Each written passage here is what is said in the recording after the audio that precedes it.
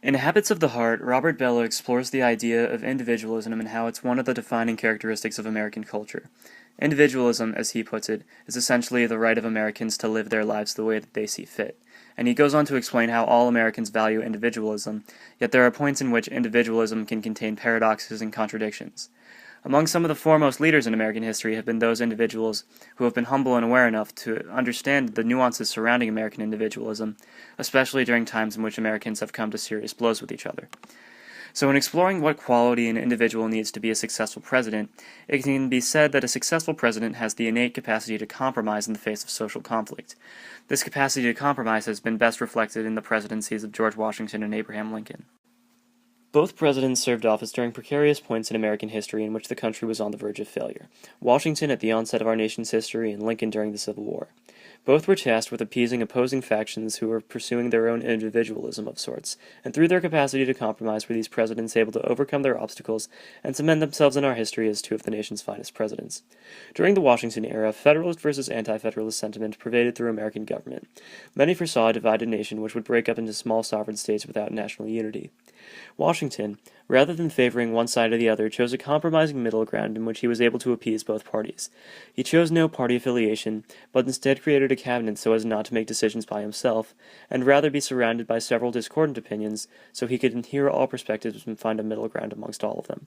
He settled disputes between Hamilton and Jefferson, and even passed the Residency Act of 1790, which placed the capital in D.C.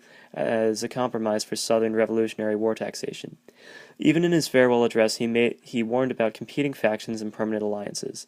Overall, his capacity to compromise made him an admirable leader, which the public revere to this day. His honor can even be seen in American folklore, where we still tell children stories of him chopping down cherry trees to highlight his honor and the value of honesty. The nation coming together in the peaceful transition of power which we have to this day can in large part be attributed to Washington's strength of character. Lincoln tells a similar story, yet at a different point in our nation's history. In the 1850s, America was on the brink of civil war, and President Buchanan really could not do much to prevent it. So enter Lincoln, a moderate Republican with a platform to preserve the Union based in large part on compromise. Lincoln had an attitude towards slavery based on compromise, as he sought to prevent the expansion of slavery but not its outright abolition so as to appease the South.